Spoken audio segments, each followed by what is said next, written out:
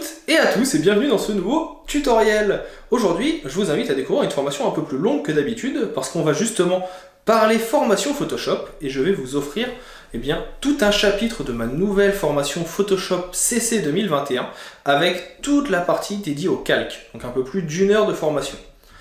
Ce tutoriel, c'est bien sûr juste un avant-goût. Il dure au total plus de 25 heures et est disponible sur tuto.com. Si vous souhaitez vous le procurer, je vous ai mis le lien dans la description avec un petit code promo à moins 20%. Profitez-en. J'espère en tout cas que cette formation, en tout cas ce chapitre vous plaira et vous permettra de mieux comprendre le cœur de Photoshop, j'entends bien sûr par là les calques et donc les différentes options qui y sont liées. Si vous avez des questions comme d'habitude, je serai disponible dans la section commentaires. Vous m'envoyez vos messages et moi je viens vous aider si besoin. Vous pouvez même me proposer des thématiques, me proposer des exercices que vous souhaitez que je développe sur la chaîne. De même, n'oubliez pas que vous avez le Discord qui est disponible et les lives sur Twitch. Tout est écrit en description avec les réseaux sociaux et compagnie, vous connaissez la chanson. Si jamais vous avez aimé la vidéo, un petit like, un partage, un abonnement, bref, tout ce qu'il faut pour que la chaîne continue à se développer. Je ne vais pas vous le répéter à chaque vidéo, maintenant je pense que vous connaissez, même si j'ai tendance à le répéter malheureusement, c'est plus fort que moi. Donc voilà, n'hésitez pas. Dans tous les cas, on va maintenant pouvoir attaquer donc, cette vidéo et surtout ces différentes découvertes des outils de calque de Photoshop. Passons maintenant à la présentation donc, des calques. Le principe des calques, que je vais vous expliquer dans cette vidéo, est le centre, le cœur du logiciel. Si vous avez compris cette partie, vous aurez compris l'intégralité du logiciel et vous pourrez faire tout ce que vous voulez. Bien sûr, on viendra ajouter des surcouches avec des outils, des options, etc. Mais si vous avez compris déjà toute la partie comment fonctionnent les calques, vous aurez tout gagné. Les calques, vous allez les retrouver dans un module dédié, donc dans un panneau, en cliquant sur Fenêtre, donc dans votre logiciel Photoshop, et en venant cliquer sur Calque. Ça vous ouvrira le panneau qui est ici. Le principe est relativement simple. Il est exactement comme une pochette de calque dans la vraie vie ou une pile. Vous allez avoir en bas toujours un arrière-plan, que ce soit sur un nouveau fichier que vous avez créé ou en venant apporter une photo. Donc là par exemple, je vais aller chercher une photo. Allez, si j'ouvre par exemple cette photo chien, si elle veut bien s'ouvrir, automatiquement vous aurez donc toujours un arrière-plan. Ensuite, comme une pochette de calque, vous allez venir ajouter des feuilles qui vont être transparentes. Ces feuilles, elles sont ici. Vous allez cliquer sur le petit plus qui est ici. À chaque fois que vous allez cliquer sur le petit plus, une nouvelle feuille transparente va apparaître. Bien sûr, il vous sera possible de venir rajouter des choses dans cette feuille. Par exemple, vous allez pouvoir venir prendre un pinceau qui sera noir et dessiner dessus. Automatiquement, comme elle est au-dessus de toutes les autres feuilles, de tous les autres calques, elle apparaît au-dessus.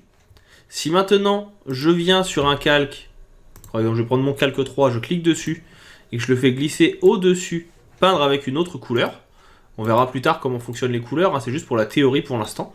Si je viens peindre, vous voyez que comme le rouge est peint au-dessus, eh bien automatiquement il cache ce qui est en dessous, donc le noir. Et si j'inverse, c'est le noir qui est visible. Donc ça c'est toute la partie théorie des calques. Donc j'y suis, vous pouvez voir aussi ici qu'il est possible de rendre visible un calque à tout moment. Il faut savoir également que dans le logiciel, il existe différents types de calques que je vous présenterai dans une autre vidéo où on va aller voir chacun les uns après les autres. Ces calques, une fois que vous aurez compris, comme je le disais, l'importance de l'ordre, donc du fait que le calque le plus visible sera celui qui est au-dessus et le moins visible en dessous. Et une fois que vous avez compris ce principe, vous aurez tout compris. Là pour l'instant, nous n'avons que 4 calques, mais il peut arriver lors d'un projet que l'on ait beaucoup plus de calques. Par exemple, hop, ici je vais aller vous chercher un projet que j'ai réalisé pour Halloween, donc qui est ici, et vous allez voir donc très vite qu'il y a beaucoup plus de calques. Mais encore une fois, ce qui va influer, malgré tous les calques présents, ça va être leur ordre. Ce qui est le plus visible, c'est bien ce qui est au-dessus. Et au fur et à mesure, je vais pouvoir venir décocher différents éléments qui vont permettre de voir la photo de base. Donc là, vous voyez donc que c'est bien l'ordre de tous ces calques qui va influer notre composition. Vous apprendrez bien sûr à réaliser ce type de montage au cours de la formation. Pas d'inquiétude à avoir, ce n'est pas très compliqué, c'est juste quelques petites techniques et quelques outils à maîtriser. Donc voilà pour la présentation des calques. comment ils fonctionnent et leur utilité. Retenez bien donc la question de l'ordre et de la pile. Une fois que vous aurez bien maîtrisé cela, vous aurez tout compris. On va maintenant passer à la prochaine vidéo avec la présentation de deux menus. Le menu calque, qui va vous présenter un certain nombre de possibilités proposées par ceci. Et on va aller également dans le panneau. On va aller un petit peu plus loin, je vais vous montrer les différentes options et les différentes spécificités proposées par justement cet outil. Je vais d'ailleurs garder ici mon petit effet d'Halloween, tout simplement parce qu'il a plus de calque, donc je pourrais vous montrer plus d'options. On attaque ça tout de suite dans la prochaine vidéo. Petite information importante avant de commencer à traiter les menus et différents panneaux de calque. Il faut savoir que dans Photoshop, il existe plusieurs types de calques. On a vu déjà dans la vidéo précédente l'arrière-plan et le calque qu'on dit pixelisé en cliquant sur le petit plus qui est ici. Il faut savoir aussi que si vous venez importer une image, donc là par exemple je vais aller chercher une photo d'un petit lapin, si je l'importe, vous avez ici ce qu'on appelle la transformation manuelle, j'appuie sur Entrée. On va avoir ici un calque qu'on appelle un calque dynamique. Il est représenté ici via un petit sigle, un petit symbole en bas à droite du panneau calque, ici, vous le voyez. Donc ça c'est un calque dynamique. Ça va avoir certaines spécificités, donc par exemple le fait que je ne peux pas peindre dessus, parce que certains outils ne fonctionnent pas. Par contre, quand on viendra ajouter des effets de filtre ou des effets de couleur dessus, eh bien, ils seront pris en compte et pourront être modifiés. On reverra ça le moment venu, mais voilà, il faut savoir que ça va avoir une utilité assez intéressante. Et surtout, l'utilité que ça va avoir, c'est que si vous double-cliquez dessus, vous retrouvez votre photo en format HD dans la taille dans lequel il devrait être normalement avant importation. De cette façon, vous allez avoir donc la possibilité de le décaler, de le déformer. On reverra ça dans le petit cas pratique sur les mock-ups. Mais là, vous voyez, je peux venir le déformer. Vous l'aurez toujours dans un autre onglet en grand. Et vous pouvez même venir ajouter une autre image, par exemple celle-ci. Je viens enregistrer avec un raccourci qui est CTRL-S. Donc là, il me dit que ça ne marche pas parce que je suis un peu bête, forcément. Il remplace l'arrière-plan si je fais ça. Et après, donc, si vous faites ce remplacement, il viendra remplacer automatiquement ici. Mais ça, je vous montrerai ça un petit peu plus tard. Ça, c'était pour la petite théorie, c'est un peu compliqué encore maintenant. En plus de ce calque donc dynamique et du calque pixelisé, vous allez avoir ce que l'on appelle des calques vectoriels. Ici, qui vont fonctionner avec les outils de vecteur. Il y aura un chapitre dédié. Et qui vont être des outils de calque de forme. Qui vont avoir ici, comme vous le voyez, un petit picto avec 4 points. Il existe enfin un autre type de calque, ici, qui va être avec l'outil de texte, quand vous allez venir écrire, qui sera représenté par un T, et donc qui est votre outil texte tout simplement, qui vous permet de le repérer plus facilement. Donc là, je le mets en noir pour que ce soit un peu plus visible. Enfin, il existe un dernier élément qui est ce qu'on appelle le masque de fusion. Pour le faire apparaître, vous cliquez sur le petit carré qui est ici, avec un cercle à l'intérieur. Et automatiquement, quand vous cliquez, ça fait apparaître ici, vous voyez, un masque de fusion. Ce masque de fusion, je reviendrai dessus un petit peu plus tard dans le chapitre sur le détourage. Il est très important de le connaître et de le comprendre. Donc je vous rappelle, pour le faire apparaître, c'est ici. Un petit cercle inscrit dans un rectangle. Enfin, il existera également les calques de réglage. On les verra tous dans une vidéo dédiée. Je vous expliquerai comment ils fonctionnent. Et eux aussi, ils vont avoir des spécificités et des mises en page différentes. Donc voilà pour tout ce qui touche aux différents types de calques. Donc vous voyez qu'il n'y en a pas 15 000, il y en a 5 ou 6. Mais il est important de les connaître et de les comprendre, parce qu'ils vont chacun avoir leur spécificité et leur utilité.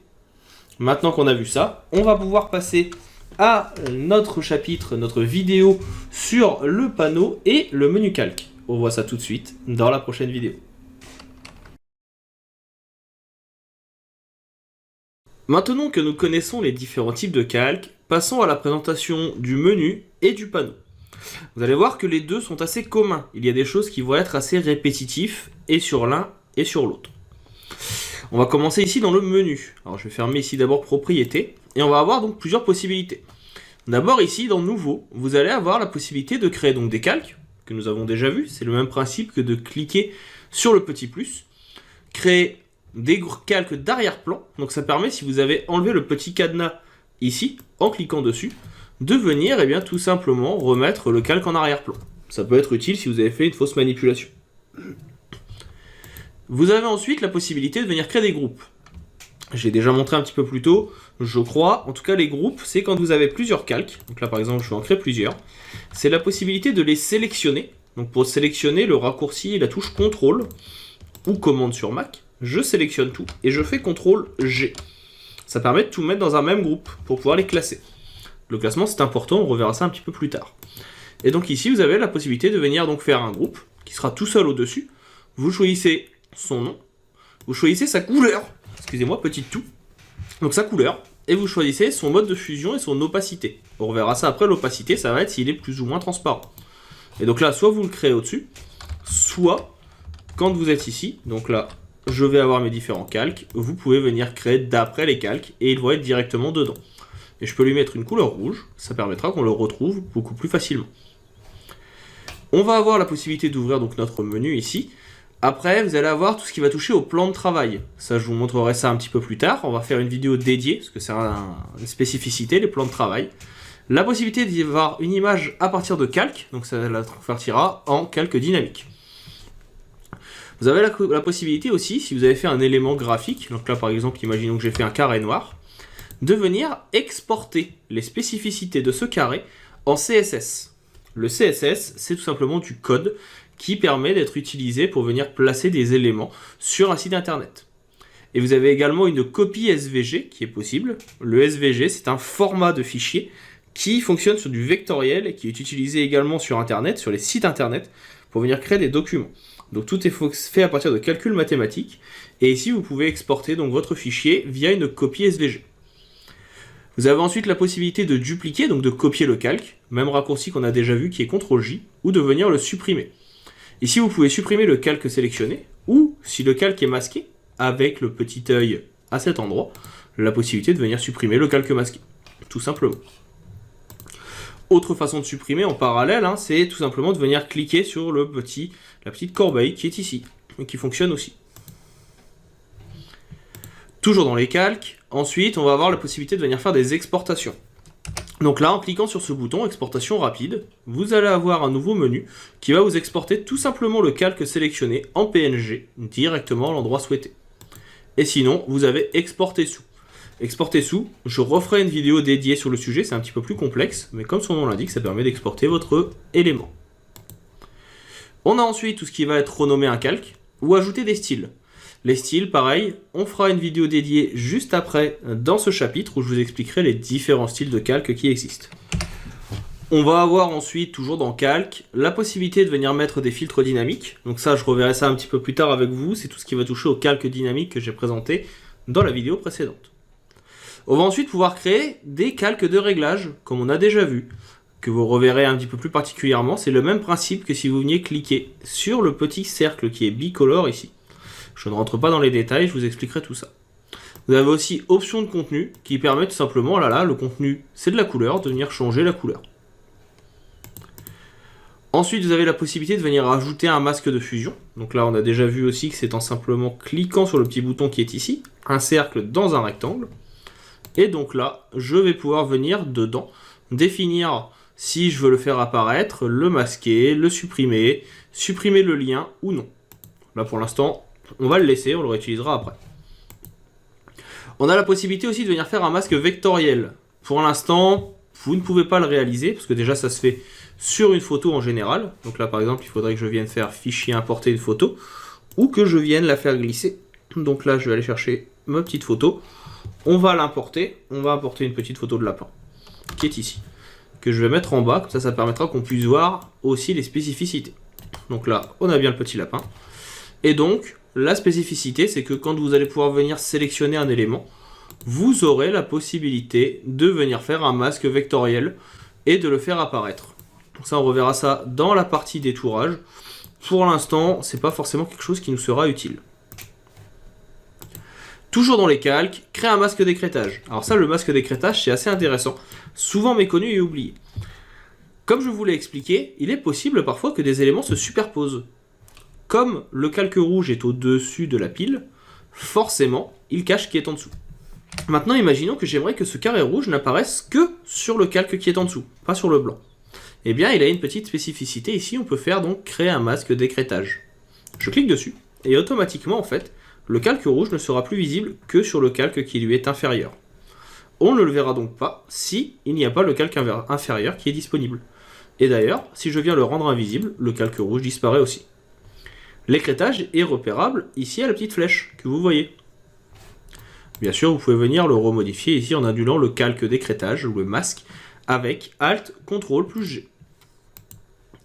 Vous avez ensuite une partie objet dynamique. Encore une fois, je ne rentre pas dans les détails ici. Je ferai une vidéo dédiée pour vous expliquer les différences entre les spécificités, les liaisons, les liens de la bibliothèque, etc. etc. Retenez juste que vous retrouverez énormément d'options dans ce menu. Pareil pour les calques vidéo. Vous savez maintenant, et je l'ai expliqué en introduction, quand j'ai fait les nouveaux documents, qu'il est possible de faire du montage vidéo dans Photoshop. Eh bien, dans le chapitre dédié à la vidéo, on parlera donc des calques vidéo qui sont disponibles ici. Pixelisation, ça va permettre de venir pixeliser par exemple des éléments spécifiques. Là, on a un calque vectoriel de fond et de forme. Eh bien, je vais pouvoir venir tout simplement le vectoriser, le pixeliser, excusez-moi, j'ai un petit peu mal à la gorge. Donc le pixeliser pour pouvoir venir modifier justement et que ça ne soit plus un calque à part. Par contre, il perdra ses spécificités liées au fait qu'il est dynamique. On va avoir la possibilité de créer des tranches à partir d'un calque. Retenez bien, on reverra les tranches un peu plus tard, c'est pour de la découpe d'image, et donc là vous voyez qu'il a découpé notre image en différentes sections par rapport à notre calque.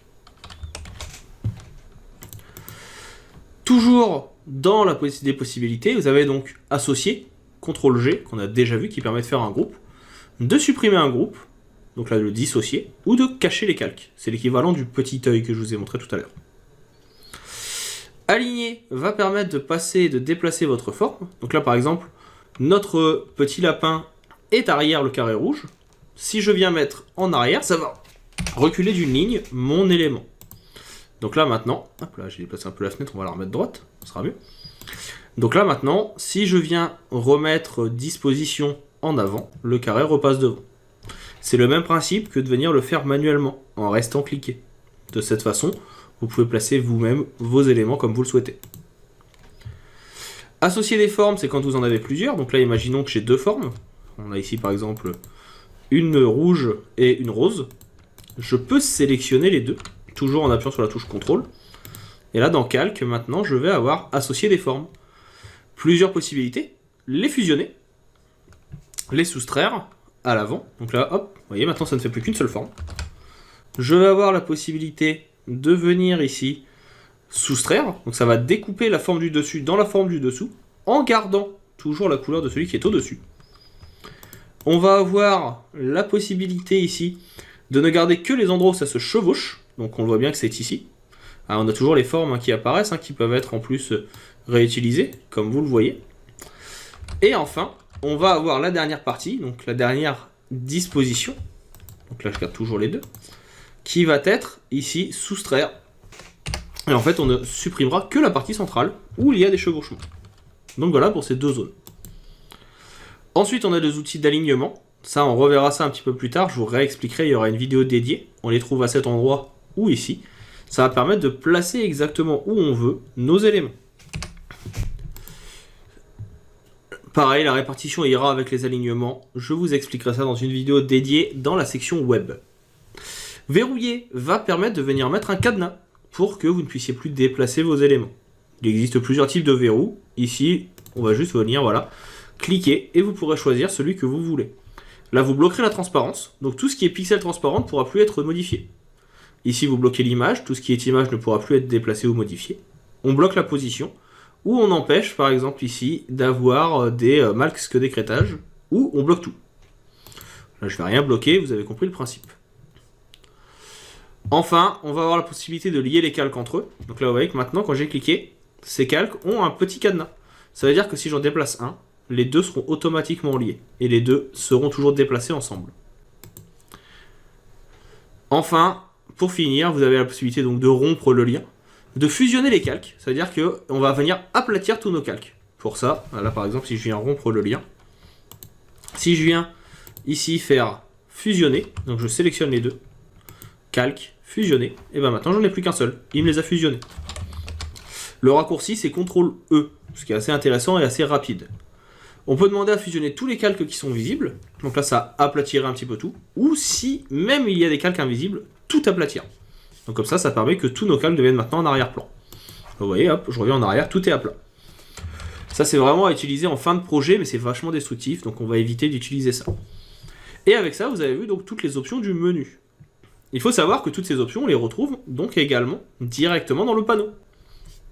Par exemple, ici, on va retrouver aussi ce qu'on appelle l'opacité, qui va permettre de rendre plus ou moins transparent un élément. En plus de l'opacité, vous avez le fond. Alors le fond, la différence qu'il va y avoir, c'est que quand vous allez jouer avec les modes de fusion, alors là ça se voit pas trop, mais ça sera quand même pris en compte. Donc il y aura certaines spécificités qu'on reverra ensemble. Retenez juste que l'opacité va tout changer, et le fond ne modifiera pas les effets de style qu'on va ajouter par la suite. Les effets de style qu'on verra dans la vidéo juste après celle-ci. On va avoir ici nos différents verrous, que vous avez déjà vus. Donc comme je le disais tout à l'heure, imaginons, j'ai une image, donc là je vais pixeliser celle-ci. Imaginons, je veux verrouiller les calques transparents. Et bien maintenant, même si je prends un pinceau, qu'on a déjà rapidement croisé tout à l'heure, même si je viens peindre, si je prends mon pinceau c'est mieux, même si je viens peindre sur les zones transparentes, avec du noir, vous voyez que rien n'apparaît. Alors que sur mon lapin, c'est visible. C'est parce qu'on a bloqué ces pixels. Ici vous pouvez bloquer le pinceau, donc là vous voyez, il vous le dit, le calque est verrouillé, pas de pinceau. Là vous pouvez débloquer le déplacement, donc là je peux faire ce que je veux, pas de déplacement. Ou bien, ici, il sera possible de venir déplacer le fait d'avoir des imbrications de calque dans les plans de travail et à l'extérieur. Enfin ici on peut tout bloquer, c'est l'équivalent d'un arrière-plan.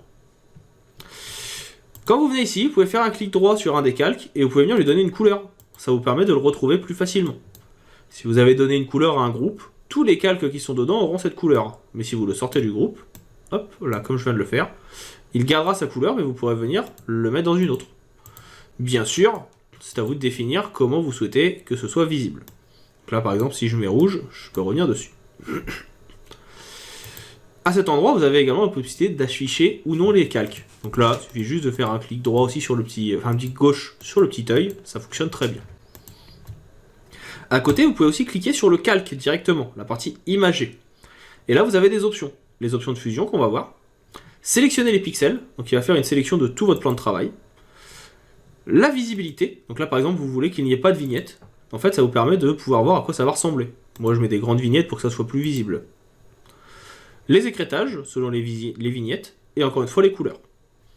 Et si maintenant vous cliquez sur le texte, qui est ici, vous retrouvez d'autres options, que vous avez déjà vues. Options de fusion, copie, dupliquer, supprimer, bref, tout ce qu'on a vu dans le menu est également disponible ici. En plus, vous allez pouvoir venir copier les attributs, c'est-à-dire que les spécificités de votre calque, que vous aurez au fur et à mesure, vous pourrez les copier depuis ici. Et vous pouvez même passer sur les outils de 3D, mais on verra ça plus tard. Ici, en cliquant sur le petit cadenas, vous pouvez supprimer le lien entre un masque de fusion et sa forme. Pour l'instant, vu qu'on n'y a pas touché, c'est pas utile. Mais pour faire simple, le masque de fusion permettra par la suite de venir effacer certaines parties. Et quand vous déplacez tous les éléments d'un masque de fusion, vous voyez ici, ça efface, on voit bien à travers. Si vous gardez tout coché, si vous déplacez le masque de fusion, vous déplacez la forme avec. Si vous enlevez le cadenas, vous pourrez ne déplacer que le masque ou que la forme. Ce qui permettra d'avoir des spécificités et des transparences beaucoup plus poussées.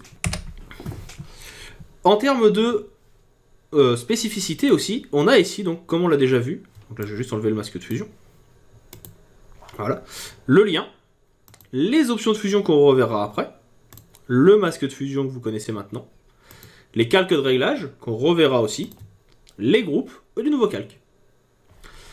Enfin, dernière petite spécificité, ou avant-dernière, c'est la possibilité de trier vos calques. Là, ça se verra plus, par exemple, sur le projet que je vous avais montré dans la vidéo précédente.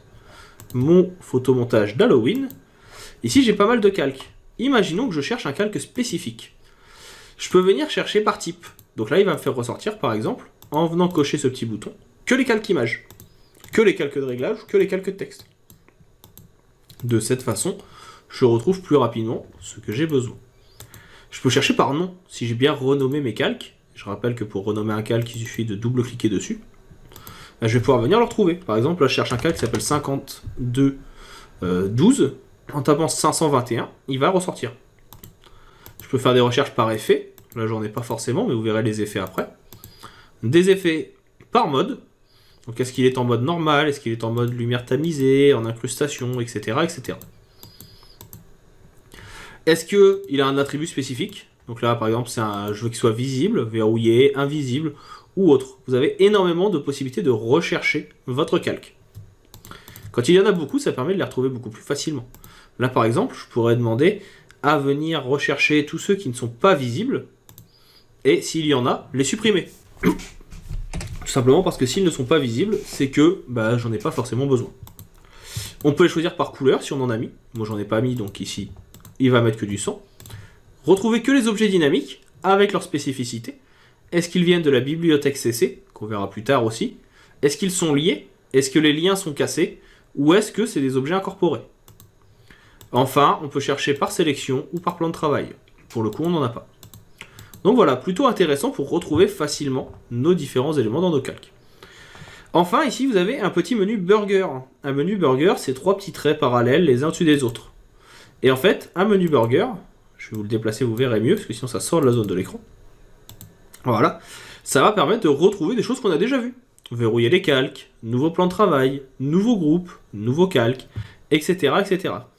La seule différence, c'est que vous allez avoir ici une option d'animation, qu'on n'a pas encore vue, et surtout des options de panneaux, qui vous permettent de venir modifier la taille de vos vignettes, qu'est-ce qui doit être visible dans la vignette, et des effets par rapport justement aux effets de style, aux masques par défaut et autres. Donc tout ce qu'il faut pour paramétrer. Et avec ça, on a fait le tour, pour le moment, des menus calques et des panneaux calques. Je me doute que certaines choses doivent être encore un petit peu abstraites pour vous, mais vous inquiétez pas, ça viendra au fur et à mesure. On va maintenant attaquer la suite de notre découverte avec les modes de fusion, les styles de calque et les calques de réglage. Je vais commencer par les styles de calque, par les modes de fusion plutôt, puis après on attaquera les styles de calque sur un carré que je vais garder ici, vous allez voir. Donc je vais supprimer les autres, je vais juste garder le lapin un petit peu plus petit pour que vous puissiez voir ce que ça peut donner sur une photo aussi, et vous allez voir que c'est assez simple d'utilisation. On attaque ça tout de suite dans le reste de ce tutoriel sur Photoshop CC 2021, dans la prochaine vidéo. À connaître également, il existe dans Photoshop des éléments que l'on appelle les modes de fusion. Vous allez les retrouver à deux endroits, soit dans vos calques, ici. Donc là vous voyez par exemple si je viens prendre une photo et ajouter un élément de couleur, donc là par exemple je mets un élément rouge, vous allez avoir la possibilité de venir choisir ce qu'on appelle donc les modes de fusion, pour venir fusionner votre élément. Là vous voyez par exemple, quand je viens en obscurité, ça fait ressortir les pixels les plus sombres, tout en laissant les pixels blancs. Je vais pouvoir venir tester différents paramètres qui vont permettre, comme vous le voyez à l'écran, de venir modifier la composition. Ça permet de venir donner des petits effets qui peuvent être très sympas parfois, des effets de colorimétrie, des effets de contraste. Je ne peux bien sûr pas vous expliquer tous les rendus possibles et imaginables parce qu'il en existe beaucoup et que ça dépend des situations. Mais comme vous le voyez, ça permet rapidement de faire ce genre de choses. À savoir également, ces modes de fusion, ils existent directement avec les outils. Par exemple, si je prends mon pinceau, que vous reverrez un petit peu plus tard en profondeur, dans le menu en haut, vous aurez aussi les modes de fusion. Par exemple ici, si je mets le même que j'ai mis, donc lumière tamisée, et que je viens peindre avec mon pinceau directement en lumière tamisée, normalement, j'aurai le même effet qui se mettra en place. Alors là, je vois qu'il ne s'est pas mis en place. Normalement, il aurait dû. C'est pour la simple et très bonne raison qu'il faut le faire pour le coup directement sur l'image, donc c'est destructif. Ici, je vais vous montrer un petit raccourci qui permet de dupliquer un calque. Ce raccourci, c'est CTRL-J. Et du coup, maintenant, si je viens ici directement, comme je le faisais il y a quelques instants, peindre avec lumière tamisée, eh bien, vous voyez que le même effet que ce qu'on avait fait plus haut se met en place. Si je change ici mon pinceau pour par exemple incrustation, il aura avec ici l'effet incrustation. Si je viens peindre avec obscurité, on retrouve ce qu'on a vu tout à l'heure. Donc ça va vous permettre de pouvoir venir peindre directement sur votre composition et donner des effets. Par contre, comme je venais de le dire, c'est destructif, parce que, tout simplement, eh bien, ça va venir modifier votre photo directement. Petit rappel, que j'ai déjà dit dans les vidéos précédentes, moi je ne travaille jamais sur l'arrière-plan. Je garde toujours l'arrière-plan neutre pour avoir une base, ce que j'appelle saine. pour corriger ça, pour pouvoir travailler sur votre photo. Je vais toujours faire donc un CTRL-J pour le dupliquer. Pensez vraiment à le faire. Et donc ces effets de mode, je vous invite régulièrement à regarder ici en haut quand vous les avez. Ça peut vous être utile. Beaucoup d'outils vont vous proposer ces effets. Vous allez avoir le tampon, vous allez avoir la plume, le pinceau, etc. etc. Vous avez même directement ici le pot de peinture que vous verrez un petit peu plus tard qui vous permet aussi d'avoir cet effet. Donc il permettra de venir modifier de la colorimétrie peut-être un peu plus rapidement. Ce ne sont pas des choses que l'on utilise souvent, mais ils ont le mérite d'exister et il faut savoir qu'ils sont là. Maintenant que nous avons vu ça, je ne vais pas rentrer plus dans les détails, je vais juste vous donner un petit lien qui vous permettra de mieux apprendre à utiliser les modes de fusion, parce que comme je le disais tout à l'heure, c'est quelque chose qui est assez complexe. Ils ont des spécificités, chacun va réagir suivant son utilisation eh bien, à un effet spécifique sur vos pixels. Et pour bien comprendre comment ça marche, Adobe propose une aide très très bien expliquée où vous avez chacun ici des modes qui apparaissent avec le fonctionnement théorique qu'il a sur votre image. Personnellement, comme je vous dis, je ne les connais pas tous. Par exemple, voilà, ici il explique que lumière tamisée, il assombrit ou éclaircit les couleurs selon la couleur que vous avez choisie. Et c'est équivalent à la projection d'une lumière sur un projecteur qui diffuse l'image. Alors voilà, vous voyez que c'est assez complet. Vous avez en plus des petits rendus, un petit peu comme je vous ai montré juste avant, que vous pouvez essayer.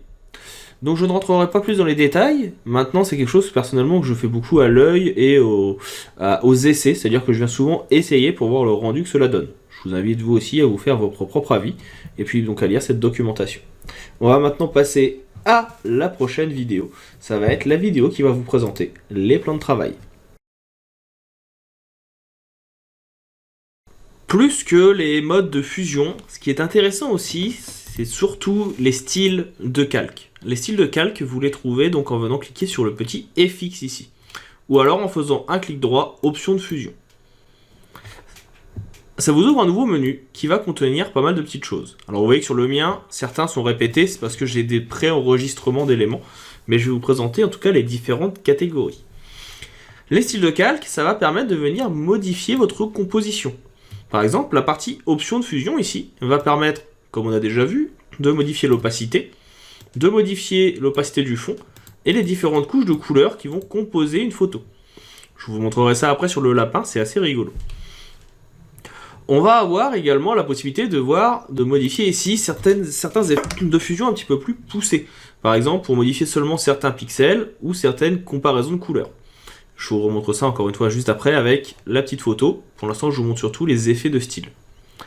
En termes d'effets de style, on va les voir apparaître ici sur notre carré. On a d'abord le biseautage, qui va permettre de donner un effet de relief. Dans le biseautage, vous pouvez choisir si c'est externe, donc vers l'extérieur, interne, donc qui donne un effet vers l'intérieur, estampage, qui va être un petit peu plus doux, estampage oreiller, donc qui va être en plus donner un effet de profondeur des deux côtés, ou juste le contour. En général, c'est quelque chose qui est assez kitsch, le biseau, donc c'est pas le plus utilisé. Vous allez pouvoir venir ici augmenter l'effet de profondeur, la taille de celui-ci, et l'effet de flou, pour avoir quelque chose qui soit plus ou moins net. En dessous, dans la partie ombrage, vous pouvez venir définir la source lumineuse. Si elle est, par exemple, de ce côté-là, à 67 degrés, la lumière tapant ici, cette zone est dans l'ombre. C'est assez logique. Et vous pouvez venir donc définir l'endroit de la source lumineuse. Vous pouvez également définir son élévation. Si elle est au-dessus, tout sera ombragé. Si elle est sur le côté, il y aura plus de lumière. Donc ça, vous pouvez le définir soit manuellement ici, soit avec cette partie. Vous pouvez aussi utiliser des zones qu'ils appellent contours brillants, qui vont donner des effets de style. Et vous pouvez ensuite modifier les tons lumineux, les tons foncés, utiliser les modes de fusion, qu'on a déjà vu, et les couleurs. Par exemple, j'aimerais que la couleur la plus claire, ce soit ici, par exemple, du blanc. Mais ça peut aussi être quelque chose qui soit plutôt vers du vert ou du jaune. Ici, j'ai mis du vert. En mode normal, il apparaît vert. Comme on était tout à l'heure en superposition, ça fait de la couleur. Pareil pour les tons foncés. Alors là, les tons foncés, on les voit pas trop. On va venir modifier. Tout simplement parce que là, ils sont en noir. Vous pouvez jouer sur l'opacité, etc., etc. Vous voyez ici que vous aurez toujours le rendu sans les modes de fusion de votre effet. En plus de ce biseautage, il est possible de rajouter donc ce qu'ils appellent des effets de contour. Vous voyez que ça va venir modifier un petit peu l'étendue et ça va modifier un peu le rendu de votre effet. Donc là, on peut venir modifier encore une fois en utilisant certains styles déjà existants. Ça permet de styliser votre contour. On peut ensuite y ajouter aussi une texture. Donc la texture, il en existe plusieurs dans Photoshop, soit des existantes, soit d'autres que vous pouvez venir ajouter. Vous n'avez qu'à les définir et elles seront ajoutées à la composition. En général, tout ce qui touche à ces options, c'est un petit peu kitsch. C'est pas le plus utilisé, mais au moins vous savez maintenant que ça existe. Contour va permettre de venir ajouter, je vais le mettre ici en noir, un effet de contour. Là, il fait 54 pixels et il est à l'extérieur de ma forme. Je peux définir qu'il soit à l'intérieur, donc c'est dans ma forme, ou centré. Donc là, par exemple, si je mets 50, il y a 25 pixels à l'intérieur et 25 pixels à l'extérieur. On a ensuite les modes de fusion et l'opacité que vous connaissez maintenant. En type de remplissage, on a couleur, mais vous pouvez aussi avoir dégradé. Le dégradé, ici, vous pouvez venir définir son échelle et son orientation. Donc, à 180, par exemple, ici, on va avoir donc un effet à droite-gauche. On peut venir cliquer, ça ouvre l'éditeur de dégradé. L'éditeur de dégradé, il comprend déjà beaucoup de dégradés de base que vous pouvez utiliser. Ensuite, je ne rentre pas pour l'instant dans tous les détails, je referai une vidéo dessus. Vous avez la possibilité de paramétrer et personnaliser votre dégradé. On reviendra dessus. Pour l'instant, utilisez les dégradés de base. Enfin, vous pouvez faire un dégradé aussi avec un motif. Vous pouvez choisir les motifs déjà enregistrés. Encore une fois, c'est un petit peu kitsch, donc c'est pas forcément le plus utile. L'ombre interne va permettre, comme son nom l'indique, de venir ajouter une ombre à l'intérieur. Vous allez jouer sur la distance par rapport au bord, le côté maigrir qui va permettre de flouter, et la taille qui va permettre de rendre votre ombre plus ou moins forte. Encore une fois, ici, vous pouvez venir ajouter un effet de bruit. C'est un peu à la mode sur les effets Illustrator. Et ajouter ici des qualités de contour. Personnellement, je laisse toujours le classique. A l'inverse, vous avez ici la lueur interne. Pareil, vous allez pouvoir venir modifier son opacité, son bruit, etc. et sa couleur. Et en fait, ça permet, comme vous le voyez, de venir ajouter une lueur à l'intérieur de votre forme. En général, il vaut mieux utiliser des couleurs claires. Sur les couleurs sombres, ça marche pas très bien. Après, c'est parce qu'ici, on est en densité couleur. Si je me mets en normal, vous voyez que ça marche un petit peu mieux. Donc ça permet de venir ajouter des reliefs à l'intérieur. Ça se marie bien avec l'ombre interne. On a ensuite satin, qui permet, toujours avec le même type d'option, vous voyez que c'est assez répétitif, de venir modifier la distance, l'opacité pour créer un effet de relief. On peut ensuite modifier la couleur. Donc là, vous venez choisir dans votre sélecteur de couleurs la couleur que vous voulez. Je vous renvoie vers la vidéo dédiée au sélecteur de couleurs dans la partie dessin, qui est disponible dans ce tutoriel. Pareil, vous pouvez venir incruster un dégradé qui va correspondre à ce qu'on a vu tout à l'heure. Comme pour le contour, vous choisissez le dégradé que vous voulez et il fera l'intégralité de votre composition. Et pareil pour les motifs. Vient ensuite la lueur externe qui, elle n'est pas trop visible ici, permet, je vais la mettre en couleur en normal, de venir ajouter une lueur à l'extérieur de votre forme. Donc là, vous voyez, j'augmente la taille pour avoir quelque chose de plus gros. Donc voilà. Et grossir pour avoir quelque chose de plus ou moins flou, plus ou moins net. Donc là, vous voyez que ça peut ajouter une petite lueur. On peut le marier à la lueur interne, ça permet de donner des effets un peu graphiques. En général, les effets de style, c'est utilisé dans la typographie. On reverra ça un petit peu plus tard, ça permet de donner des styles de texte assez intéressants. Mais au moins maintenant, vous savez où ça se trouve dans les calques. Et le dernier, c'est l'ombre portée. L'ombre portée qui va avoir les mêmes options que l'ombre interne, sauf qu'au lieu de permettre de créer un effet de renfoncement, va permettre de donner un effet de relief ici, en modifiant toujours l'opacité, la taille, le grossir, etc. Ça, c'est les styles.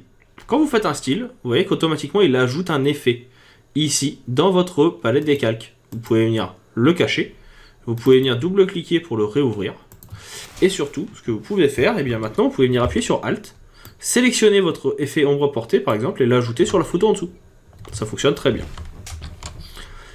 Autre petit élément qui peut être intéressant, donc, ça va être, je l'expliquais tout à l'heure, là je vais même dupliquer ma photo, faire un petit CTRL-J, la possibilité de venir utiliser ici les couches. Par exemple, là, une photo, il faut savoir que c'est composé de 3 couches de couleurs. Le rouge, le vert et le bleu. Je peux venir demander, par exemple, que sur ma photo, on ne garde que la couche rouge.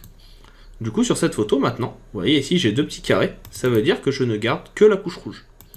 Et bien, si je décale cette photo, vous voyez qu'on a maintenant une sorte d'effet de glitch qui apparaît. Et si je redouble-clique, je peux venir demander que ce ne soit pas rouge, mais vert, ou pas vert, mais bleu. Et de cette façon, on peut avoir des effets un peu graphiques et intéressants. Ce qui peut être utile aussi, donc là, on va venir le faire avec une autre photo, pour vous montrer. Je vais venir les ouvrir dans un autre onglet. Alors, hop. Ici, on va prendre par exemple la photo de montagne qu'on a déjà vue. Et on va prendre la photo de ciel. Je les ouvre tous les deux. Imaginons ici, je viens prendre ma photo de ciel, une fois qu'elle est ouverte. Un petit CTRL-C, un petit CTRL-V pour coller. Et quand vous venez dans les options de fusion, vous allez avoir ici donc plusieurs possibilités. Déjà on a déjà vu, possibilité de venir créer des effets de style, ici, l'opacité ou l'opacité du fond. Pour vous montrer, ici si je me mets par exemple en superposition, en éclaircie, en lumière tamisée ou autre, on peut avoir des effets graphiques qui peuvent être intéressants. Par exemple là, en couleur plus foncée, je peux commencer à fusionner. Mais par endroit, ça rend pas forcément bien. Je peux venir baisser l'opacité ou l'opacité du fond. Et ici surtout, ce que je vais pouvoir faire, c'est venir jouer avec ici les comparaisons sur gris. Par exemple, j'aimerais que forcément mon ciel ressorte. Si je viens commencer à jouer ici un petit peu sur mes comparaisons, vous voyez que je peux venir demander, par exemple, que dans les zones blanches, le ciel ne soit pas visible. Ou alors, à l'inverse, que ce soit dans le calque du dessous. Je peux demander que les zones les plus sombres soient séparées. Et donc là, vous voyez qu'en remontant petit à petit, je peux venir modifier l'incrustation. On peut faire ça sur les couches grises, sur les couches rouges et autres. Ça permet donc vraiment de pouvoir venir personnaliser le rendu.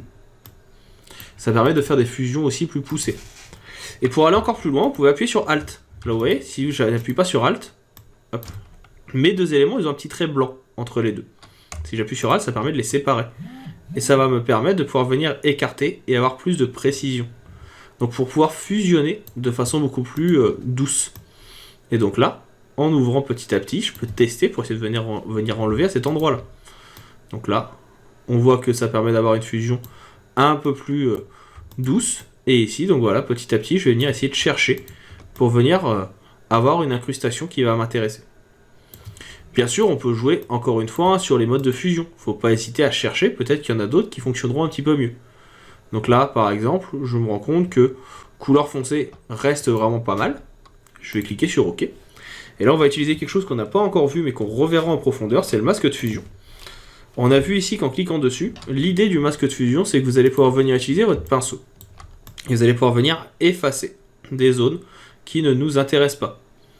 Et en fait, tout ce qui va être peint en noir sera effacé de la composition. Donc là, vous voyez que tout de suite, on a une incrustation plus intéressante, tout simplement parce que je suis venu effacer sur ce masque de fusion les zones où je ne souhaite pas avoir de mon ciel. Ça, c'est la partie un peu théorique. On reverra ça, je referai vraiment une vidéo dans toute introduction de la partie des tourages où j'explique vraiment le fonctionnement précis du masque.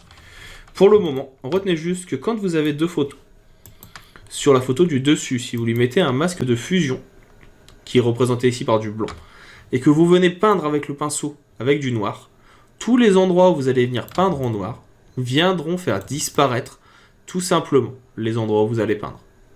Et à l'inverse, si vous voulez faire réapparaître des choses, il vous faudra repasser avec du blanc avec la petite flèche qui est ici, et les endroits où vous viendrez peindre, ça fera réapparaître ce que vous aviez effacé.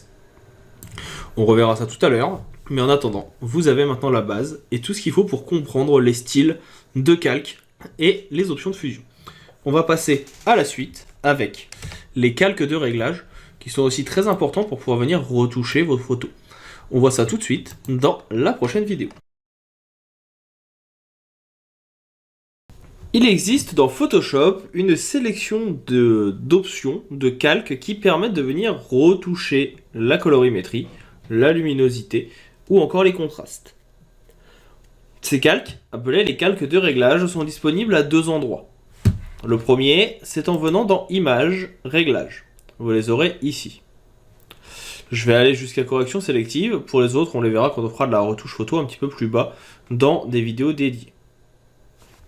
La seconde possibilité, c'est de venir ici dans le petit cercle bicolore.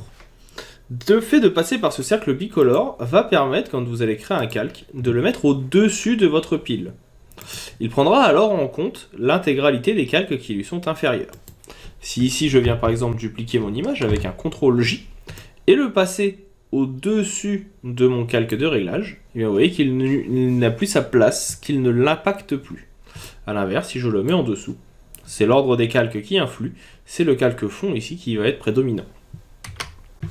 L'autre possibilité, donc comme je le disais, c'est de passer tout simplement par image réglage. Le problème de base, c'est que si je passe par image réglage ici, je ne vais modifier que la photo en cours, on le voit ici à la vignette, que celle qui est sélectionnée. Si je veux vouloir modifier par la suite mes paramètres, ce n'est pas possible, sauf à venir ici convertir en objet dynamique. Et de cette façon, si maintenant vous faites un réglage, hop là, vous allez avoir ici donc une petite option qui apparaîtra en plus. Mais on reverra ça dans la vidéo juste après, dédiée au calque dynamique. En termes de paramètres et de calque de réglage, il y en a un certain nombre que je vais vous présenter ici. Les 3 premiers, ici, ils vont être dédiés à la création de fonds. Les 4 suivants, à la retouche de colorimétrie, de lumière, je veux dire. Ensuite, à la couleur. Et les derniers, ce sont des effets graphiques. On va commencer ici par le premier, couleur unie. Assez simple, il permet tout simplement d'entrer l'intégralité de votre composition d'une couleur. Couleur que vous pouvez définir tout simplement en venant double-cliquer sur la vignette.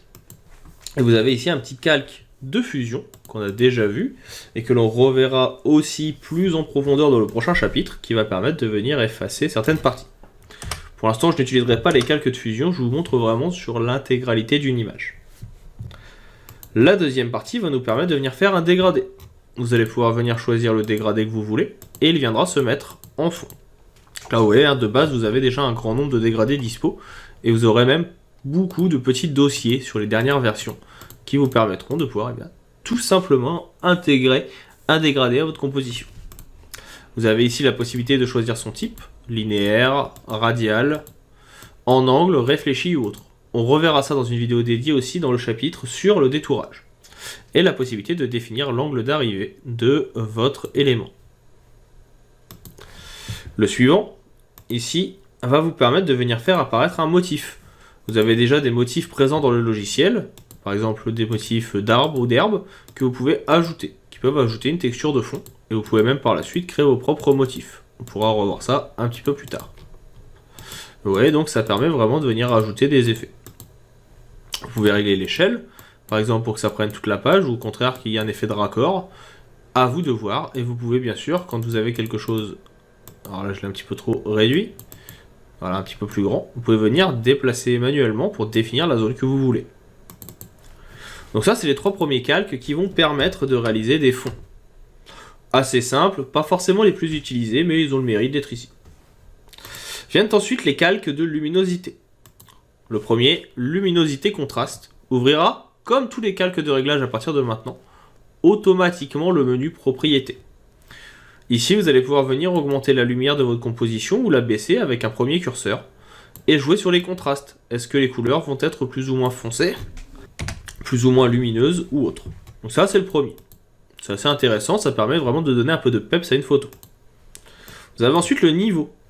Le niveau, il va jouer ici sur l'histogramme. L'histogramme, c'est en fait le pourcentage de présence d'un pixel de couleur, plutôt de teinte noire ou blanc ou gris, présent dans la photo.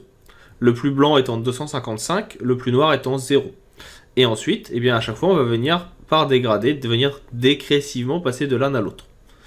Donc ici, par exemple, on voit que le pixel moyen, qui va être à peu près à cet endroit, c'est le pixel qui est le plus nombreux sur la photo, en termes en tout cas de lumière. Et donc on va pouvoir venir demander que entre par exemple 0 et 32, ce ne soit que des pixels totalement noirs, vu qu'on y a placé notre curseur. Ou demander qu'entre 219 et 255, ce ne soit que des pixels blancs, ce qui fait que cela va encore une fois contraster la photo.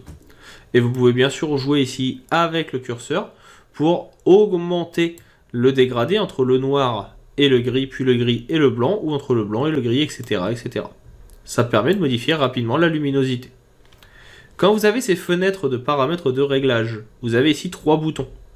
Un premier qui permet de venir faire un masque d'écrêtage, qu'on a déjà vu et qui permettra de ne travailler que sur le calque inférieur. La possibilité de venir voir un avant-après, juste ici en venant cliquer, relâcher. Sinon vous avez l'œil qui permet d'activer, désactiver. Et ici, vous pouvez réinitialiser. Il est possible de modifier aussi la lumière avec les niveaux de sortie. Encore une fois, ça va ajouter ici des éléments un petit peu grisés, mais ça peut être utile. Vous pouvez également faire la même chose sur les couches rouges, vertes et bleues, qui vous permettront tout simplement de retoucher la colorimétrie. Et ici, vous avez des effets déjà préenregistrés, pour avoir une couleur plus foncée, une couleur plus claire, etc. etc. Enfin, ici, vous voyez, des petits curseurs. Vous allez pouvoir venir définir, dire que voilà, dans votre photo, le pixel le plus sombre, par exemple, ça doit être celui-ci. Et bien, automatiquement, tous les pixels passeront pour étant le plus sombre ici. On peut choisir de définir le pixel moyen, on dira que c'est celui-ci, et on peut dire que le pixel le plus blanc, c'est celui-ci. Et ça permet donc de venir modifier à partir de ça la colorimétrie pour avoir quelque chose de plus logique. Donc voilà pour le niveau qui est assez intéressant, je l'utilise régulièrement, donc vous le reverrez dans mes vidéos. On a ensuite le calque courbe qui va fonctionner de la même façon. Vous avez retrouvé ici par exemple encore une fois la possibilité de définir le pixel le plus sombre, moyen et clair.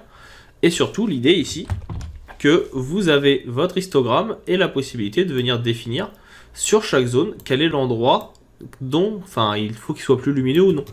Donc là par exemple vous pouvez prendre le petit doigt, donc là, qui est à cet endroit. Vous cliquez sur le marron, il va définir la lumière et vous pouvez venir modifier sur cette zone la colorimétrie et la lumière. Sur cette zone, vous pouvez venir définir, vous voyez que ça vient augmenter l'histogramme.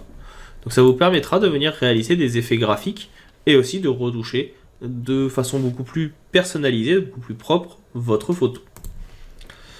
Enfin, le dernier, c'est exposition, dans tout ce qui va toucher à la lumière. Exposition, ça consiste tout simplement à venir augmenter le pourcentage de lumière qui va potentiellement taper votre capteur, ce qui va éclaircir ou assombrir, ce qu'on appelle surexposer ou sous-exposer. Donc là, vous voyez, si je surexpose, ça rajoute de la lumière. Si je sous-expose, ça va assombrir. Le décalage va permettre de venir ajouter un petit voile sur votre photo ou au contraire venir l'enlever si jamais vous avez mal paramétré votre appareil photo numérique.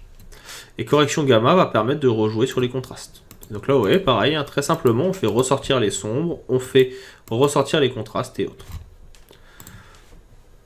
Donc là, on a vu tout ce qui touche à la luminosité. Vous voyez que c'est assez simple, ça va assez vite. Vient ensuite la vibrance. La vibrance, ça va permettre soit via le premier menu de faire rendre vos couleurs un petit peu plus profondes, vous voyez ici la différence entre les deux, soit via la saturation. Le problème de la saturation, c'est que trop poussé, ça va tout de suite modifier votre image et la rendre beaucoup moins belle. Donc il faut y aller avec parcimonie et doigté. Allez-y tout doucement pour obtenir un effet qui peut être intéressant. Vous voyez qu'il n'y a pas besoin d'y aller avec comme une brute pour avoir un rendu qui fasse ressortir les couleurs. Vient ensuite teinte saturation.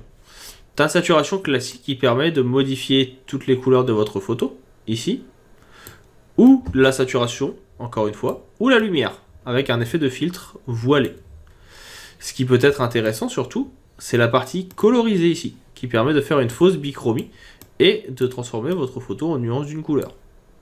Ou alors, de venir retravailler de façon localisée. Ici, vous allez avoir, par exemple, des photos qui vont permettre de donner des effets graphiques. Donc voilà, un style ancien, ce qu'on appelle du vintage ou autre. En tout, vous avez la possibilité de modifier sûrement des couleurs. Je peux très bien dire, par exemple, que je ne veux modifier que les rouges. Et ici, vous avez un petit curseur qui vous indique la température du rouge, donc entre 315 et 15 degrés.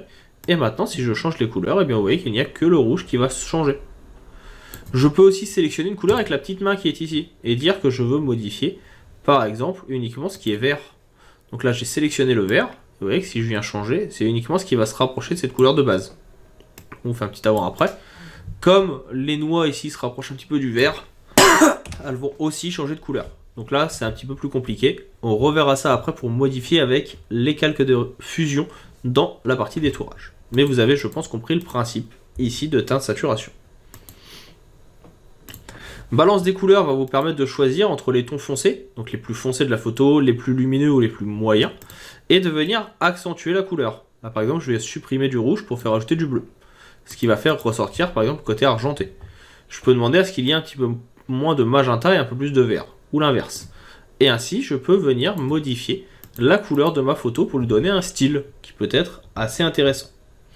Là, il est intéressant et important de connaître la théorie des couleurs. Quels vont être les complémentaires et les couleurs qui vont être inversées. Savoir que l'inverse du cyan, c'est le rouge, c'est important. De cette façon, quand vous allez venir ajouter du cyan, vous savez que ce qui va être impacté, ça sera le rouge, etc. etc. Donc, voilà, c'est un outil qui est un peu long à prendre en main, mais une fois que ça sera fait, vous aurez des résultats, j'en suis sûr, assez utiles qui vous permettront de gagner du temps. Toujours dans la luminosité et les couleurs, on va avoir noir et blanc, qui va permettre, comme son nom l'indique, de passer votre photo en noir et blanc. Ici, vous avez les différentes couches de couleurs, rouge, vert, bleu, et cyan, magenta, jaune. Et ici, vous pouvez dire par exemple que le rouge, sur la photo, maintenant que c'est en noir et blanc, ça doit être du blanc, ce qui va rendre votre photo beaucoup plus blanc à certains endroits. Ou au contraire, noir, ce qui va assombrir. Et ainsi, vous pouvez définir les différentes couleurs pour pouvoir avoir des effets graphiques beaucoup plus intéressants. Et ainsi avoir un noir et blanc qui sera personnalisé. A savoir également, vous avez des paramètres prédéfinis. Par exemple, pour avoir ici un filtre bleu qui va être très coloré, que ce soit plus clair, pour avoir un filtre jaune très coloré, etc., etc. Encore une fois, je vous invite vraiment à les tester. Là, je vous montre la partie théorique. Il y aura des exercices pratiques un petit peu plus tard dans la formation, mais il est important pour vous, je pense, de les tester un à un pour comprendre leur logique et leur fonctionnement. Filtre photo va permettre de venir rajouter, là je vais augmenter la densité, un petit effet coloré, un petit peu comme on place une plaque de cellulose devant un spot de lumière dans les soirées pour donner une ambiance. Et bien ici c'est le même principe, c'est comme si on avait placé une plaque de cellulose devant l'objectif de notre appareil photo pour colorer la photo. Et plus la plaque sera épaisse, plus sa densité sera forte, et plus la couleur sera forte également. Vous avez différents paramètres déjà préenregistrés que vous pouvez utiliser, ce qu'ils appellent des cooling filters ou des warning filters, des filtres chauds ou filtres froids, mais vous pouvez aussi choisir la couleur que vous voulez pour venir modifier l'effet. Donc vous voyez, ça permet très rapidement aussi de donner un style graphique assez sympa. Vient ensuite mélangeur de couches. Personnellement, je l'utilise très peu, c'est beaucoup plus utile pour les photographes. Ça va permettre de définir sur les couches rouge, vert, bleu leur composition. La rouge, par exemple, est composée ici de 100% de rouge. Mais je peux venir définir que je veux qu'elle soit à 50% de rouge et peut-être un petit peu plus composée de verte. Et là, donc, ça va encore une fois modifier la colorimétrie. Donc, on avait ici des cranberries assez rouges, assez récentes. Et là, maintenant, avec... Forcément, je l'ai remis à 0. Je me suis trompé de bouton. Avec... ici un petit peu plus d'orange, je vais avoir des cranberries qui vont peut-être être un peu plus anciens ou qui vont avoir un petit peu une colorisation un peu plus vintage. Donc on peut venir modifier cela et vous pouvez jouer sur les différentes couches à cet endroit. Et encore une fois, vous avez bien sûr des effets graphiques qui existent déjà. Là ça touche plutôt au noir et blanc ici parce que vous avez la possibilité en cochant monochrome de venir modifier la couleur. Personnellement, c'est pas quelque chose que j'utilise. Correspondance de couleurs. J'ai mis très longtemps à comprendre son utilité et maintenant c'est quelque chose que j'utilise beaucoup. Ce sont en fait des filtres préenregistrés, un ensemble de calques de réglages que vous aurez fait que vous allez pouvoir utiliser, ce qu'on appelle des LUT. Le logiciel comporte déjà un certain nombre de LUT. Par exemple, vous avez la possibilité d'utiliser des effets graphiques tels que le Horror Blue pour le côté film d'horreur américain, ou encore la possibilité de venir faire un Tels Orange Plus qui est utilisé au cinéma, un effet nuit américaine, un effet la Sunset que j'appelle un peu Miami Vice. Bref, pas mal de petites choses qui peuvent être assez intéressantes graphiquement et qui sont souvent appréciées. Par exemple, le TwoStrip c'est très utilisé par les influenceurs et sur Pinterest. Vous aurez bien sûr la possibilité de créer aussi vos propres scripts, vos propres LUT. Si ça vous intéresse, je pourrais ajouter une vidéo au sujet. J'avais déjà réalisé une vidéo gratuite il y a quelques temps qui est disponible sur tuto.com, mais je peux ajouter une vidéo à cette formation. Faites-le moi savoir en entraide et je vous ajoute ça. Et donc là, c'est tout ce qui était aux retouches de la couleur. Et on a ensuite 5-6 boutons qui restent. Les 3 premiers ne sont pas forcément les plus intéressants. Inverser va juste nous passer en négatif. Donc vous voyez, qu'en fait le négatif, ça nous vient de l'appareil photo. Avant, quand on faisait des photos, on n'avait pas de carte SD, ça venait s'imprimer sur une pellicule. Et en fait, la lumière venait insoler les zones qui doivent être lumineuses, et à l'inverse, les zones qui doivent être sombres restaient en blanc. C'est ce qu'on appelle un effet négatif. Et donc, du coup, on a gardé cet effet. Donc là, vous voyez, tout ce qui est blanc va être un petit peu plus sombre, et à l'inverse, ce qui devrait être sombre va être un petit peu plus blanc. Isoli, c'est ça, Isoli, va permettre en fait de définir le nombre de couleurs. Là, on n'aurait que 2 types de couleurs. Et plus on va monter, on peut aller jusqu'à 255, on en a déjà parlé, plus notre couleur sera détaillée. C'est pas forcément graphiquement la plus intéressante, mais il y a des gens qui l'utilisent. Donc pourquoi pas. Seuil va passer votre photo uniquement en noir et blanc. On retrouve notre histogramme. On a un petit point ici. Ça veut simplement dire que les 128 premières couleurs seront du noir. Les 126 suivantes, 28, seront du blanc. Et vous pouvez définir qu'il y ait plus de couleurs de blanc ou de noir en bougeant le curseur.